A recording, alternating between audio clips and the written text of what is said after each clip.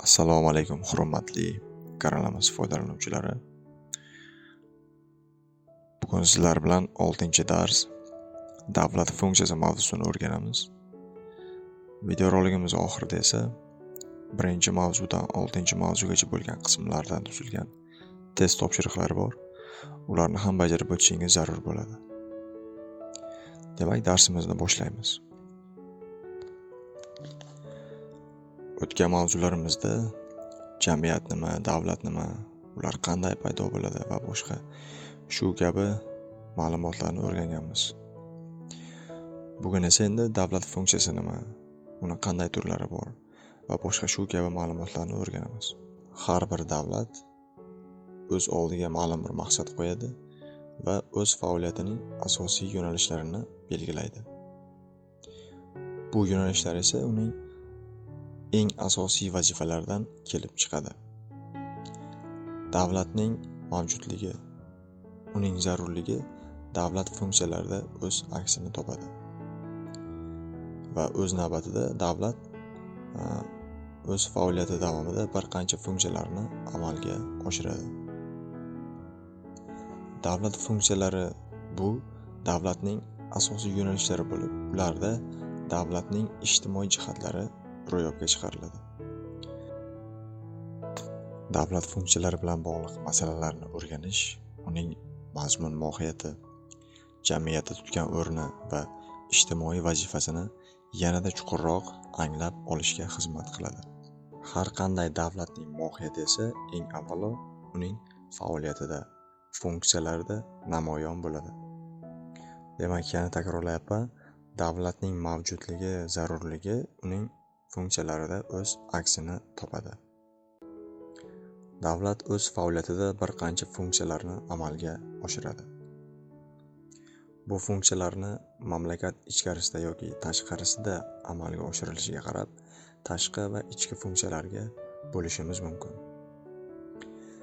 Ichki funksiyalar davlatning ichki vazifalarini bajarishga yo'naltirilgan bo'ladi. Davlatning jamiyat hayoti ustidan rahbarligini amalga oshirishga qaratilgan faoliyatining asosiy yo'nalishlarini namoyon etadi. Tashqi funksiyalar bo'lsa, o'z nomidan ma'lum, xalqaro munosabatlarning subyekti sifatida ishtirok etayotgan davlatlarning tashqi faoliyatdagi vazifalarini hal qilish bilan bog'liq bo'lgan jarayon hisoblanadi. Masalan, davlatda ichki funksiyalariga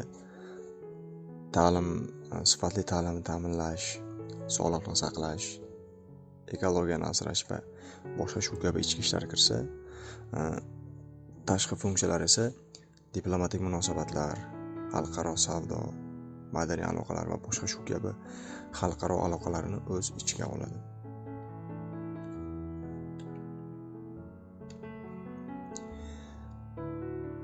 Mavzuyimiz qisqacha shulardan iborat edi.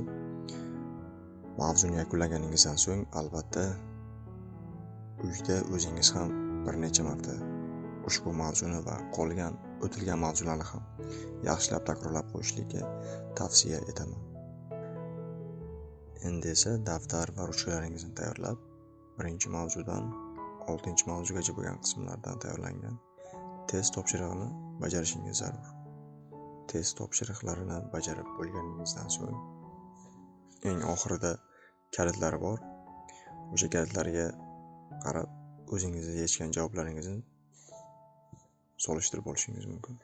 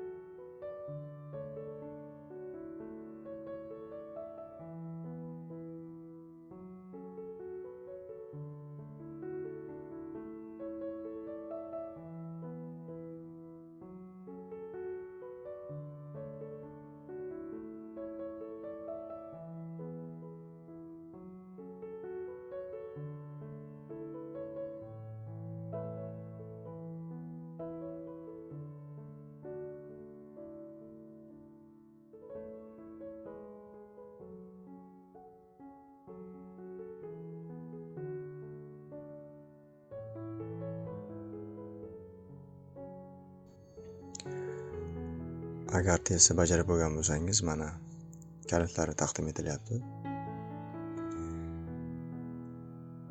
Nechta to'g'ri yoki noto'g'ri ekanligini ko'rib bilib olishingiz mumkin. Agar kanalimizga obuna bo'lmagan bo'lsangiz, albatta obuna bo'lish yodingizdan ko'tarilmasin. Va ushbu video darsligimizni o'zingiz kabi huquq fanidan tayyorgarlik ko'rayotgan abituriyent do'stlaringizga ham yuborib qo'yishingiz mumkin. Kelasi video darsliklarda ko'rishguncha xayr azizlar.